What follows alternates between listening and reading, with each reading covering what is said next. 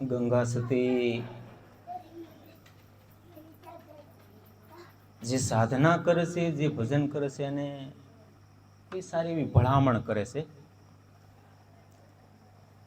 ભલામણ કરે છે. એ જેને સ્થિરતા પકડાણી છે, જેને સાર પકડાણો છે, જેને દોર એ પકડાણો છે, એને માટે ઉપદેશ છે. એને માટે જ્યાં ગંગામાં કહે છે એ આપણને જ કહી રહ્યા છે. આપણે એમ માની લેવું પડશે. પાનબાઈને કહે છે એમને આપણને કહે છે. પાનબાઈને નિમિત્ત બનાવ્યા છે. પણ એ 52 જે આ 52 આપણે 52 ઉપનિષદ કહે તો અતિરેક નથી. 52 જે એમની રસ્તા વાણી છે ને, આ ભજન જે 52 છે, 52 ઉપનિષદ છે. અને બીજા 52 ઉપનિષદ 108 ઉપનિષદ એમ કહે છે. તો એ એમ કહેવા માંગે છે, જે સાધના કરતા હોય, ભજન કરતા હોય, અભ્યાસ જાગ્યા પછી બહુ ભમવું નહીં. તો હવે આપણે શેનો અભ્યાસ કરીએ છીએ? આપણે શેનો અભ્યાસ કરીએ છીએ? ધીમો થઈ ગયો છે. અભ્યાસ જાગ્યા પછી બહુ ભમવું નહીં અને ન રહેવું ભેદવાદીની સાથ. ભેદવાદી એટલે શું અને અભ્યાસ એટલે શું?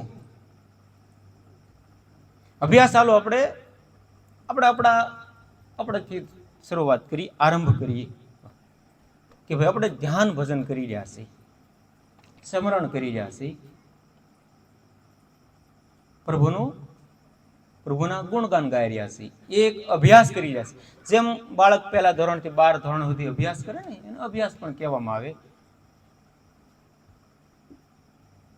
તો અભ્યાસ જાગ્યા પછી બહુ ભમવું નહીં.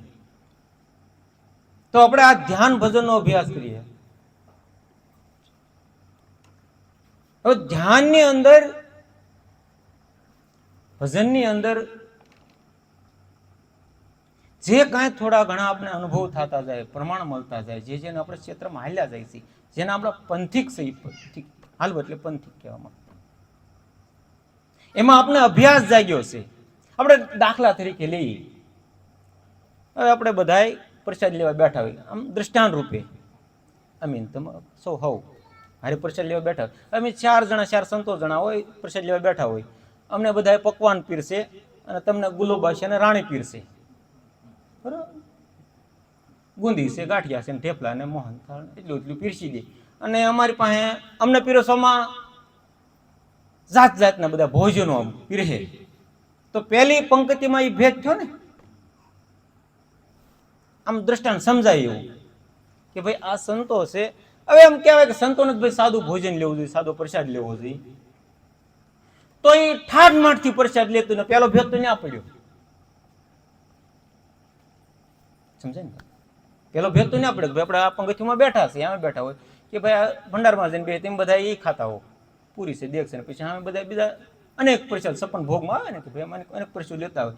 તો એ જ્યાં આપણને ભેદ દેખાય છે, એ ભેદ પેલા મટવો જોઈએ. મટવો જોઈએ ને પેલો ભેદ કે ભાઈ એ જે સ્થાન છે એને એ ભેદ નથી મળતો, તો આપણે ભેદ હું મટાડી શકીએ. એને નથી મળતો. આ 5-4 સંતો બેઠા હોય પ્રસાદ લેવા અને પકવાનો પીરશે ને અહીંયા આપણે વાત કરીએ એમ 3. તો પેલો ભેદ તો ના દેખાણો. તો હવે એ ભેદવાદી થયા. આપણે દ્રષ્ટાંત રૂપે લઈએ હવે કે આ ભેદવાદીની સાથે ના રહેવું, કારણ કે એને ભેદ મટ્યો નથી, આપણે મટાડી છે નહીં. દેખીતું દ્રષ્ટાંત છે ને, આમ આત્મસાત કહેવાય તો ના નહીં, આત્મશાસ્ત્ર રૂપ જ કહેવાય ને કે ભાઈ આ ખાવા હાટું જ ન હોય. કાંઈ સારું ભોજન મળી જાય, અહીંયા છે મળી જાય, એ જુદી વાત છે. પણ સ્પેશિયલ ઈરાદાપૂર્વક આપણે આપણા માટે જ સ્પેશિયલ બનાવવામાં આવે. હા, ક્યાંય પધરામણી ઘરે ગયા કોઈ, એ તો આખું ઘર પરિવાર હોય, પણ અહીંયા સ્થાનમાં, આ સ્થાનની વાત કે પછી ગમે એની સ્થાનમાં, એ પહેલું દ્રષ્ટાંત કે ન રહેવું ભેદવાદીની સાથે. અભ્યાસ જાગ્યા પછી આવો ભેદ પડતો હોય, દેખાતો હોય, તો અહીંયા છોડી દેવું. હાવ સીધું સરળ. દેખાય આવે. હવે અભ્યાસ જાગ્યા એટલે અભ્યાસ જાગ્યા છે આત્મા અને પરમાત્મા, પરમ આત્મા, પુરુષ અને પ્રકૃતિ. હવે આપણને ધીરે ધીરે ખ્યાલ આવવા મળ્યો. અભ્યાસ જાગ્યો એટલે આત્મા શું છે, પરમાત્મા શું છે, અને પુરુષ શું છે, અને પ્રકૃતિ શું છે, અને માયા કયો, પ્રકૃતિ કયો, જીવાત્મા કયો, એ નામ તમે ગમે છે આપી શકો એને. હવે આપણને એક ખ્યાલ આવવા મળ્યો છે કે આત્મા અને પરમાત્મા જુદા નથી. એ આપણે થોડો થોડો મહેસૂસ કરીએ છીએ, અનુભવ કરીએ છીએ, પણ છતાં એમ કે આત્મા એ જુદો છે, પરમાત્મા એ જુદો છે, ન્યા ભેદ પડાવે, ત્યાંથી ધ્યાન રાખવાનું.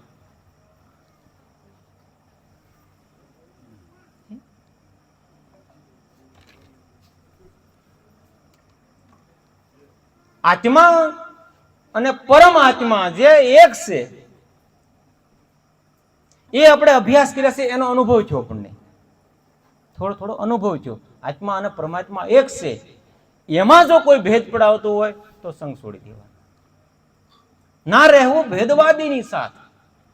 અભ્યાસ જાગ્યા પછી આ જે ભેદ પડાવે છે એની સાથ ના રહેવું. એમ ભલામણ ગંગામાં કરે છે ને, ગંગા સતી 52 જે ઉપનિષદ, 52 જે ભજન છે. પછી પુરુષ અને પ્રકૃતિ. હવે પ્રકૃતિ આ બધા એમ કે પ્રકૃતિ જન્ય છે એમ કહીએ આપણે મહારાજ. આ બહાર બધું વૃક્ષો છે, પશુ પંખી છે, ઘોડું છે, ઢાંઢો છે, બળદ, એક ગાય છે, ગધેડું છે, એ અને આપણે માનવ, પશુ પંખી અને માનવ. હવે આપણે એ બે ને સમતોલ ન કરી શકીએ. આપણે બે હરખું ન ગણી શકીએ ને. આપણે કોઈ ભેંસ જેવો કે ઢાંઢા જેવો કે ગધેડા જેવો કે આપણે હરખું માનીએ? હા ના ના, શું હોય એમ કે કઈ કહીએ કે આપણે એમ કઈ ભાઈ તું ગધેડા જેવો છો એમ તો આપણે દાંત કાઢશું. પુરુષ અને પ્રકૃતિ. પુરુષ એટલે આત્મા, પ્રકૃતિ એટલે આત્મામાંથી જે કૃતિ ઉત્પન્ન થયેલી છે. થોડીક વાત વિષય કહાની સમજવાનો પ્રયાસ આપણે આજે જે ભેદ છે, ભેદને તોડવાની વાત આપણે કરી. આપણને ખ્યાલ આવે, આપણે પેશાબ લાગે, સંડાસ લાગે, ખાવું છે, ખ્યાલ આવે, અને એટલે આપણે બુદ્ધિ વિકસિત થઈ ગયેલી છે ને. આપણે પુરુષ અને પશુ. પશુ જ્યાં નીણ નાખો તમે, 10 ભારા નીણ નાખી દીધી હોય તો એ એમ વિચારશે નહીં કે આ 10 ભારા બગડશે. એમ દોડાનો ભારો છે ને તો દોડો જ મવડશે, 10 ભારાના દોડા ભીખી નાખશે. મારો અનુભવ મેં જોયેલું. આપણે વાસળી વાસણ ગાઉન છૂટા મૂકીને વૈસે દોડો બગાડી નાખે. અને આપણે 20-25 રોટલી હોય તો પછી રોટલી બગાડી નાખીએ આપણે. આ લાડવાની ડોલ ભળવી તો આપણે બધા લાડવામાં ભાંગ ભૂકો કરી નાખીએ. કઈ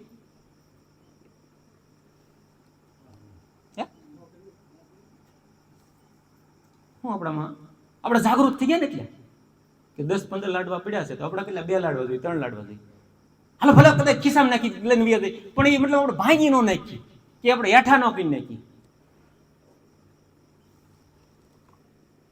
હવે એ પશુ પંખીઓ છે તો ચાલતા ચાલતા પેશાબ કરી લે, ચાલતા ચાલતા પશુ છે તો પોદળો કરી લે, બેઠા બેઠા પોદળો કરી લે. હવે આપણે રસોડામાં રસોઈ કરતા કરતા આપણે પેશાબ પાણી કે સંડાસ પાણી ન કરીએ, આપણે જાગી ગયેલા છે. પ્રકૃતિ અને પુરુષની વાત કરું છું, પ્રકૃતિ જન્ય આપણે નથી એમ હું કહી રહ્યો છું. કેવો મારો અર્થ એ છે, બધા કે આપણે પ્રકૃતિ જન્ય છે એટલે બધું થાય એમ તો એની વાત ના છે. ભેદ આજે ન રહેવું ભેદવાદીની સાથ એની વાત છે. પ્રકૃતિ કૃતિ કહેવામાં આવે. પર એટલે આત્માથી ઉદ્ભવેલી સર્જન થયેલી એની કૃતિ છે. આ સર્જન કોણે કર્યું? ઝાડવાએ સર્જન કર્યું, ઢાંઢાએ સર્જન કર્યું. આવડું આવાજા પેટી છે, આ માઇક્રોફોન છે, તબલા છે, ગધેડાએ ઉત્પન્ન કર્યું કઈ? એની સમાજમાં પોતપોતાની એની કૃતિ હોય. ઢાંઢો, ભેંસ, ગાય એને પોતપોતાના એના સમાજમાં આપણે ન ખબર હોય ને. કૂતરાના સમાજની એને આપણે ન ખબર હોય ને સમાજમાં. ગાય ભેંસના સમાજની આપણે થોડી ખબર હોય. આપણે આપણા સમાજની આપણે ખબર હોય. પોતપોતાનો સમાજ તો એનો સમાજ એ બધી નાચ ભેગા થતા નથી. આમ હવે આપણી ભાષા નો સમજીએ કે બટકા હે આપણે અમુકનો ધોકો લઈને જાય. હવે ઈવડે બધા ભેગા થયા હોય તો એ આપણે કદાચ તે સત્સંગમાં સ્નાન કરતા હોય, કદાચ ભૂખ્યા થયા હોય આપણે બળો લઈને જાય, ભૂખ્યા હોય એ ભણતા હોય ને તો એને બાધવાડ જ ન ભણતા હોય, એવું હોતું હોય. તો એ પુરુષ અને પ્રકૃતિ જન્ય કહેવાનો અર્થ આપણે એને આપણા ઉપાયોથી આપણા પ્રયાસોથી આપણે બધું કંટ્રોલ કરી શકીએ છીએ. એ કંટ્રોલ નથી કરી શકતા. કેમ કે એ જાગેલો જીવ નથી. માનવથી માનવ, દાનવ અને દેવ એ ત્રણેય જાગૃત છે. બાકીનો જે છે એ જાગૃત નથી, સુસુપ્તિ અવસ્થામાં પડેલા છે. બાળક છે તો હાલો એ માનવ છે, પણ એ 100 મહિનાનું વરદી નાડશો ગમીને એ પેશાબ કરી જાય, સી કરી જાય. હે તમારે ગમે એવી રસોઈ બનાવેલી હોય ત્યાં એ કેમ એ પ્રકૃતિ જન્ય છે. હજી એમાં એને જાગૃત નથી થયો હજી, પણ 15 વર્ષ પછી ઢાંઢા જેવો છે, એમ નથી કહેતા? બિસ્તરમાં એમાં પેશાબ કરી નથી કહેતા કે હવે સમજ એમ. આ સમજાવવામાં તો દ્રષ્ટાંત છે. પુરુષ અને પ્રકૃતિની જે વાત છે ત્યાં આપણા પ્રકૃતિ જન્ય નથી એમ કહેવા માંગુ છું.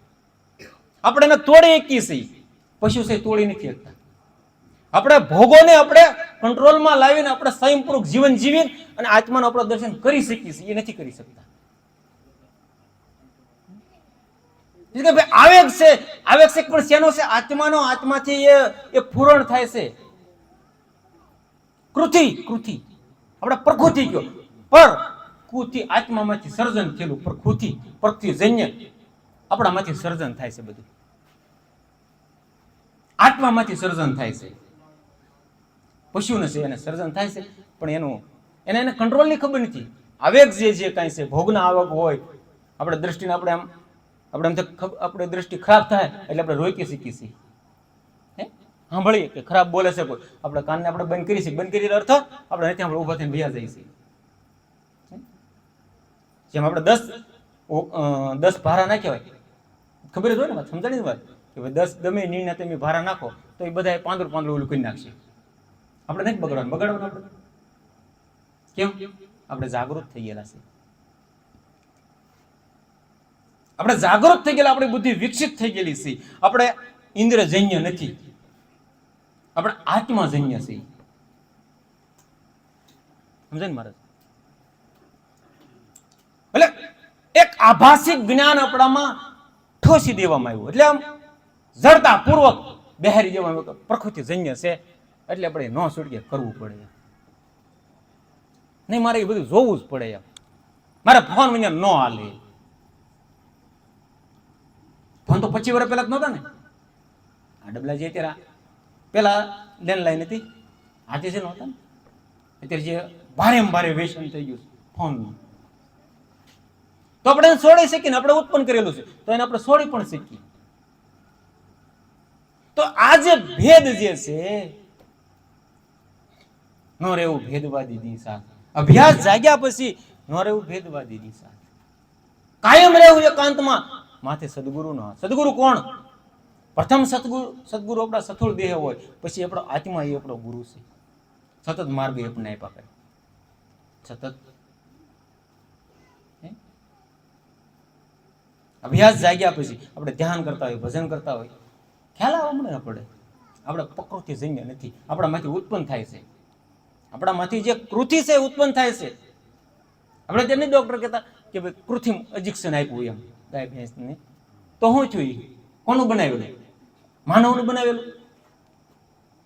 એ આ આપણે સર્જનતા જે છે એ માનવની સર્જનતા છે. એનું આપણે એને કંટ્રોલ કરી શકીએ છીએ, તાબે કરી શકીએ છીએ. આપણે તાબે થઈ શકે છે. એને તમે માયા કયો, જીવાત્મા કયો, આપણો આ વિલાસ, આત્માનો વિલાસ છે. વિલાસનો અર્થ વિસ્તૃત, લંબાણ. એમ એટલે આ ટુકાણમાં જે ગંગામાં એટલું ટુકાણની અંદર એટલું બધું વિસ્તૃત કરી શકે. પણ આપણે ધ્યાન ભજન કરીએ, એનો અભ્યાસ કરીએ તો અભ્યાસ જાગ્યા પછી બહુ ભમવું નહીં, ન રહેવું ભેદવાદીની સાથે. જે આમાં ભેદ પડાવે કે નહીં પ્રકૃતિ જન્ય છે તો છોડી દેવાનું. આપણે એમ કે આપણે પ્રકૃતિ જન્ય બધા છે તો છોડી દેવાની વ્યક્તિ.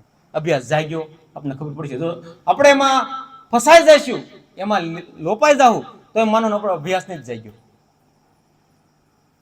આપણે સાધના કરી રહ્યા, ભજન કરી રહ્યા, તો એમ માનો આપણો અભ્યાસ જાગ્યો જ નથી.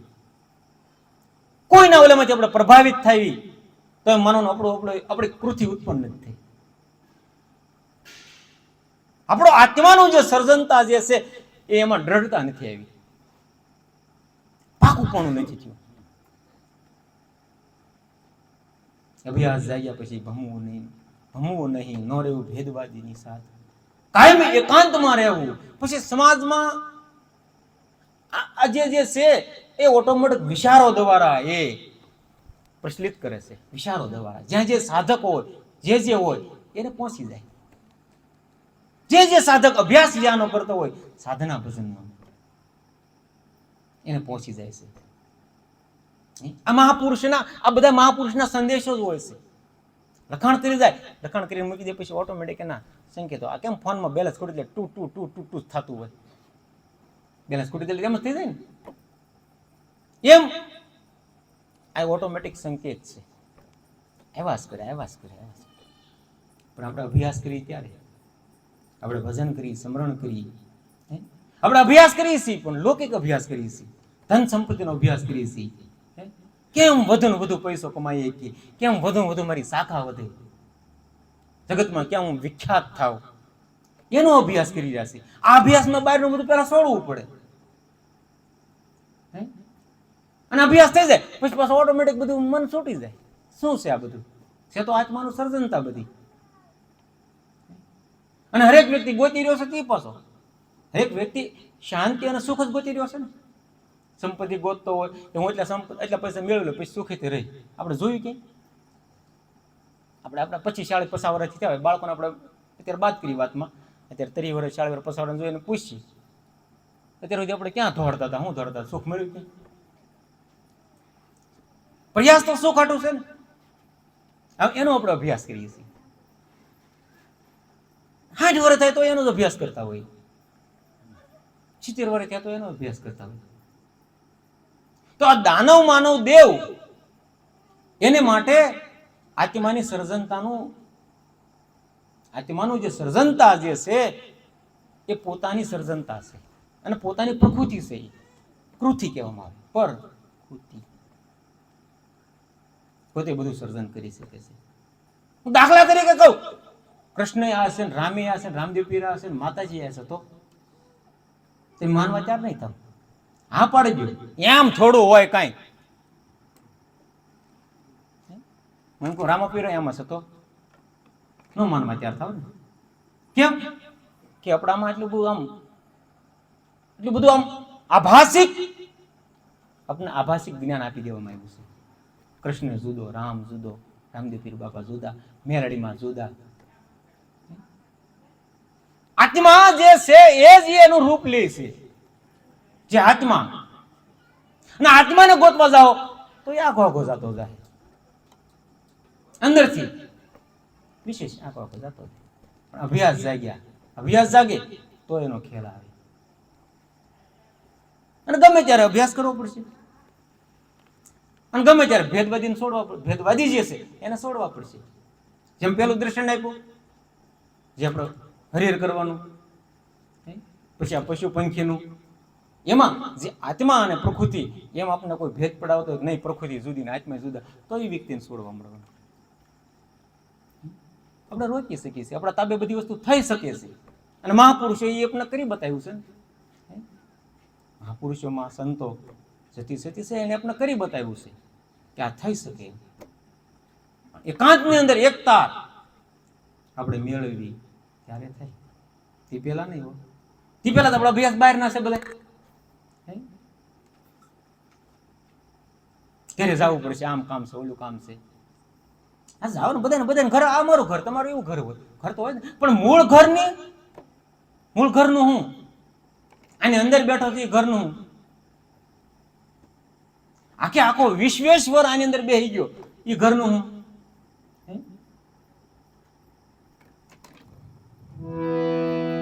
ચૈતન્ય તણો છે પ્રકાશ, એજી એમાં લેશ નહીં અંધકાર. જો તમે એ વિશ્વસ્વર બેઠો આખો, આજે આખો ચૈતન્ય, આખું ચૈતન્યનો પ્રકાશ છે, એમાં લેશ અંધકાર નથી. પણ એ આપણા દ્રષ્ટિ, એ આપને સમજણ જ્યારે મળે ને ત્યારે ખ્યાલ આવે. આખો વિશ્વેશ્વર આની અંદર બેહી ગયો, આખો અખિલેશ્વર આની અંદર બેહી ગયો છે. પણ આપણે આપણા એટલે ટુકણમાં આવી ગયા છે, એવું એટલું જ્ઞાનમાં તે પણ દેખાતું નથી. આખો અખિલેશ્વર પ્રકૃતિ કીધું ને આપણામાં સર્જન થાય છે. પણ જ્યાં સુધી જ્ઞાન નથી, જ્યાં સુધી એનો આપણને મહેસૂસ નથી થયો, અનુભવ નથી થયો, ત્યાં સુધી આપણે વાત નથી કરી ભાઈ. પરાલંબ પર એટલે બીજાને આધીન આપણે નિરાલંબ નથી શકતા. નિરાલંબ એટલે પોતે પોતાની સત્તામાં, આત્માની સત્તામાં એને ગંગા સતી ને એક કડી, બીજી કડી, બીજા શરણની કે તીર્થ વ્રત કરવા નહીં, બહુ તીર્થ વ્રતમાં બહુ ભમવું નહીં. કોને? જે અભ્યાસ જાગી ગયો. કેમ કે એનાથી પાછા ભેદ પડે છે કે અહીંયા પગે લાગો, અહીંયા ભગવાન થઈ ગયા, અહીંયા પગે લાગો, આ ભગવાન થઈ ગયા, અહીંયા માતાજી થઈ ગયા. આપણે એનું ખંડન નથી કરતા, ધ્યાન દે ને. જે ગંગા સતી જે દોર ઉપર જે ધારા પર વાત કરી છે, જે એનો અભ્યાસ જાગ્યો છે, અને એને અભ્યાસનો એને સહી કરી છે, એના દોર ઉપર વાત છે.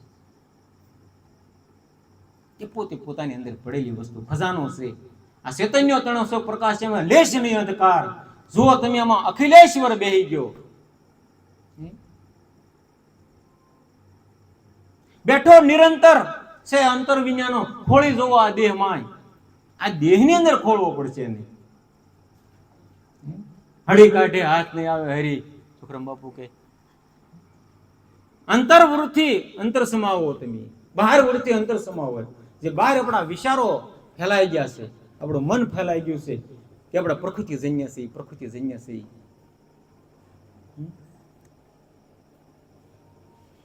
એમાં ધીરે ધીરે ધ્યાન કરતા, ભજન કરતા, આ જે પરંપરાઓ, સદગુરુની જે પરંપરાઓ છે, સંતોની જે પરંપરા છે, અને ઈરાદાપૂર્વક આ આદરવું પડશે. ઈરાદાપૂર્વક કે મારે ઈરાદાપૂર્વક એને બાંધવું જ છે. મોટા કે ને પડે, આ તો લડી લેવાનું છે, ઈરાદાપૂર્વક બાંધવાનું કરવું છે. એમ ઈરાદાપૂર્વક અભ્યાસ કરવો પડશે ભજનનો, ધ્યાનનો. ઢાંડાના તો આપણે વાત કરી, ઢાંડાને કે ગધેડાને કે ભેને એમ તે કેવું નહીં મળાવે, બે જણ તો કેવું થતું નથી ક્યારે. અને આપણે ત્યાં જઈને ઉભા રહીને કહે તો આપણે એમ કે આ ઢાંડા જેવો લાગે એમ. બીજા 5 જણા તેમ કહેવાય ને, આપણે કીધું હોય.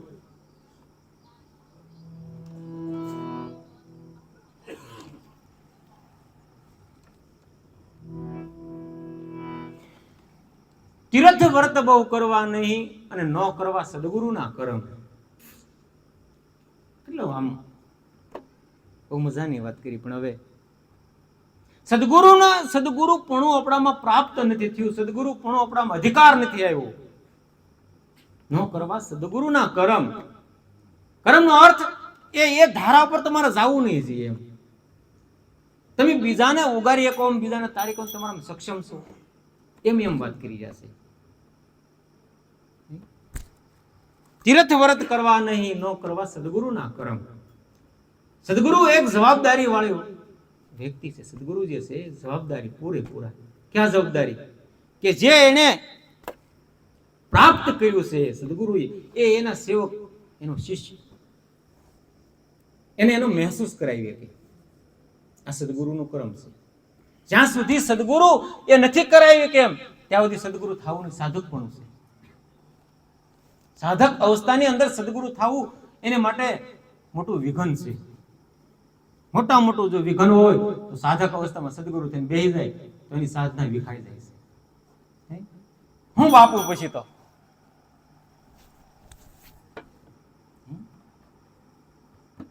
બાપુ પણ આવી જાય પછી જ્યાં કે હા એમ થાય.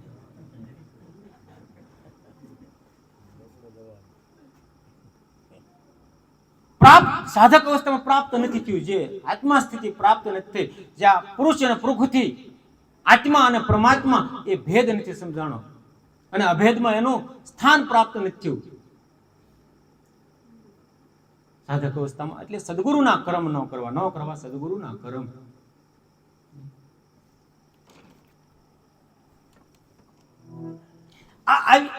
હવે એને એટલું આમ સરસ કીધું, આમ ખોટું લાગે એવું કે આવી ખટપટ બધી છોડી દેવી એમ કીધું. ગંગા સતી ગંગામાં તીર્થ વર્ત કરવા નહીં, ન કરવા સદગુરુના કર્મ, અને આવી બધી ખટપટ છે ને ખટપટ છોડી દેવી એમ.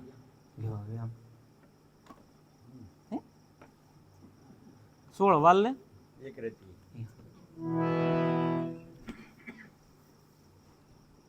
આવી બધી ખટપટ છોડી દેવી. એટલે સુધી એને ગંગા સતી ગંગામાં કેટલું આમ કે જ્યારે જણાય આ માયલો મરમ, આમ આ જે મરમ જે છે એ અંદરનો જયારે સમજાઈ જાય ત્યારે આવું બધું છે ને છોડી દેવું. જયારે હરિમય આખું જગત દેખાય ત્યારે પ્રપંચથી રહેવું દૂર. એટલે એને વાક્યો નહીં. પ્રપંચ જ્યાં થાય છે, જ્યાં કૂડ કપટ થાય છે, દગાબાજીના જ્યાં ષડયંત્ર રસાય છે, એ બધું ધીરે ધીરે છોડતું જાય. કોને માટે? કે જેને અભ્યાસ જાગ્યો છે. ધીરે ધીરે કરતા કરતા આપણે માણ કાંઠે પહોંચ્યા હોય ત્યાં કોઈ ભેદભાદ મળી જાય ત્યાં ભાઈ પ્રકૃતિ બધું કહેવાય. આત્મા છે થોડો પરમાત્મા કહેવાય, એ ભાંગીને ભૂકો કરી નાખી. માણ કાંઠે આવ્યો હોય ધીરે ધીરે બળ કરતો બિચારો ભૂખ્યો ને તરસ્યો ને સારા કપડા ન પહેર્યા હોય મોટા એટલે આ માએ ભલામણ આપણને કરી છે. જુઓ તમે કેટલી એને મહેનત કરીને ઈ કળસંગ બાપુ જયારે દેવ ખ્યાતિ સાથે સાથે સમાધિ લેવાના હતા ગંગા સતી, પણ કળસંગ બાપુ ના પડે પાનભાઈ ને એના કાંઈક તમે આપણે આ જગત માટે થોડુંક આપતા જાવ. એટલે 52 દિવસ એ રે શરીર ટકાવી રાખે અને 52 ભજન એને લખ્યા. 52 ભજન લખ્યા. મોહ સગળો છોડી દેવો અને હરિ ભાળવા ભરપૂર. આજે વાત કરીને એ બધો મોહ છોડી દેવો, હરિને ભાળી લેવા ભરપૂર, ઉણપ નહીં એમાં. અને અંતમાં એ કહે છે કે મંડપ મેળા બધી કરવાના એ છે પછી અધૂરિયાના કામ. ધોકો બે નાખ્યા એમ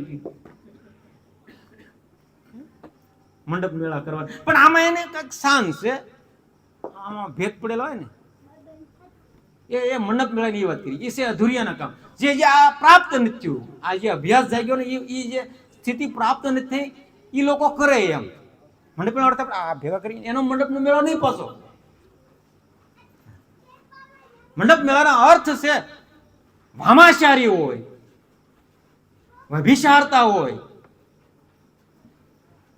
ખોટું જ્યાં શિક્ષણ હોય એવી રીતનું કઈક નામ આપીને ધર્મનું અસળો પહેરાવીને તમને વરુ પહેરાવીને તમને જો આ શિક્ષણ આપતા હોય તો એ છોડી દેવું એમ.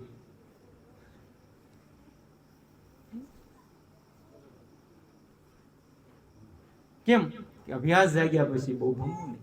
મંડપ મેળા કરવાના એ છે પછી અધૂરિયાના કામ. જે અધૂરિયાનો અર્થ ખરાબ નહીં કે એ પ્રાપ્ત નથી થયું, જે પૂર્ણ પદ પ્રાપ્ત નથી થયું, એ પંથના જે હતા એ સાધનમાં માર્ગ હતા, સાધ્ય નથી થયું.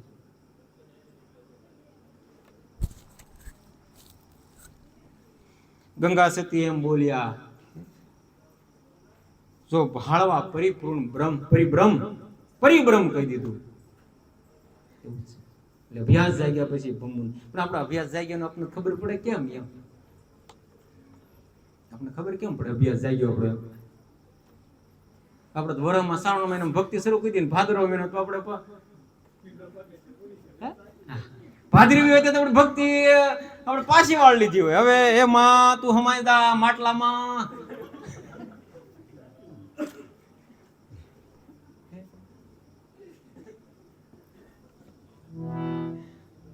11 મહિના રાજ કરીને પછી 1 મહિનો આપણે ભજન કરી ભક્તિ બીલીપત્ર એટલા બધા ચડાવીએ શિવજી મહારાજને. શિવજી મહારાજને એમ થઈ જાય કે આ ભક્ત જનો તો હવે તો આખો આ બધો મારો ભક્ત જ નથી થઈ ગયું. ભાદરવીની વળતી પાસે દેખાય જ નહીં. એમ નહીં, જે જે ઈષ્ટની તમે પૂજા કરો, કાયમી કરો પૂજા. શિવની પૂજા કરતા હો, રામની પૂજા કરો, કૃષ્ણની પૂજા કરો, જે માતાજીની પૂજા કરો, એ શક્તિ રૂપ જ આની અંદર બેઠેલા છે. પછી એ તો આપણને ખબર નથી. એટલે આ માએ અને જેને જેને સમજ પડતી એને માટે આટલું એટલે ને સલાહ ઉપદેશ બે વસ્તુ છે કે અભ્યાસ જાગ્યા પછી ભમવું નહીં. એમ કે આ વસ્તુનો અભ્યાસ જાગ્યો, જે જુદું પણ આપણને દેખાડે છે, શક્તિને કે શિવને જુદું દેખાડે છે, એ આખું ઉદ્ભવ સ્ત્રોત્ર જે છે એ આત્માનો છે. શિવનો કયો, રામનો કયો, કૃષ્ણનો કયો, રામદેવજી મહારાજ કયો, એક જ સ્ત્રોત્રમાંથી શક્તિ વહે છે. એક બહુ શામમ, એકમાંથી હું આખો સર્જન, આખું જગત થયું. તો બીજું ક્યાં આવ્યું એમાં? બીજું છે જ નહીં. એક છે બે કાં ભાઈ. એજી મહેતાજીએ પહેલું શીખવ્યું એકડે એકથી એક, બગડે બેથી બગડી ગઈ ને રે આ એક ના બન્યા ને એવા એક પ્રભુને તમે જાણો. એક પ્રભુને તમે જાણો અને ભક્તિ કરી લો શાંતપણે 12 મહિના સાનમાં સાન કાયમી કેમ આપણી ધારણા બંધાઈ રહેલી છે. અભ્યાસ ધીરે ધીરે અભ્યાસ જાગતો જાય. એ ધીરે ધીરે અંદર જે એને શું કહેવામાં આવે છે, એને ક્રિયા કહેવામાં આવે છે. ધીરે ધીરે સતત ચાલુ હોય, આપણે દેખાતું નથી. અને કર્મ થી દેખાય આવે. ક્રિયા અને કર્મમાં ભેદ. આ ક્રિયા છે અંદર થાય. આપણે તળાવમાંથી બડબડિયું ઊભું થતું હોય કેમ દેખાય આવે ને? આપણે બડબડિયું જેમ અંદર હોય તો એ ક્રિયા થઈ રહી છે. આપણે દૂધની અંદર મેળવણ નાખી તમને ખબર પડે કે આ દહીં થઈ ગયું સીધું. ક્રિયા થઈ રહી છે. પછી દહીં ફાટી જાય, ઢેપ ઉતરે, ખબર ના ના હવે દહીં થઈ ગયું. ક્રિયા જે છે ક્રિયા અને કર્મ થી દેખાય આવે, ક્રિયા થી દેખાતી નથી. એ સહજ ખ્યાસ કરે છે. એટલે જ્યારે જ્યારે સાધના કરશું, ભજન કરીશું એટલે ઓટોમેટિક ક્રિયા થતા આવશે. આપણે ધીરે ધીરે આપણી ધીરજ નથી ને એટલે એમ થાય કે હવે લાટ માળા ફેરવીને કે 100 મહિના સુધી અને 5 વર્ષ સુધી એમ ભજન કર્યું, કઈ દેખાણું નહીં, એમ જોવું છે કઈ મળશે નહીં.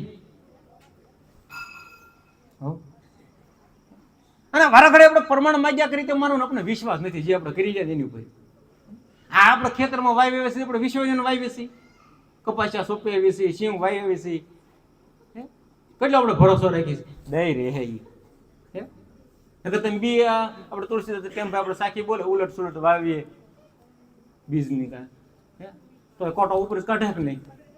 તે ભક્તિ કરી કોટો નીકળશે જ તે. આપણે ભરોસો રાખવો પડે, વિશ્વાસ રાખવો. મને તું દ્રઢ કરી લે વિશ્વાસ. આ ભજન સમરણ કરીશું એટલે કોટો નીકળશે જ તે. આપણે બીજું કંઈક કરીશું થોડો કોટો નીકળે, દંભાઈ જાય. શું કહેવાય? દોણાઈ જાય. આપણે દૂધનું બોલું દહીં વધારે પડતું થઈ ગયું, દોણાઈ જાય. પછી એમાં કઈ માખણી ન થાય, કઈ ઘી ન થાય. એટલે ધીરે ધીરે સાધના કરીશું, અભ્યાસ જાગશે આપણે. બરોબર.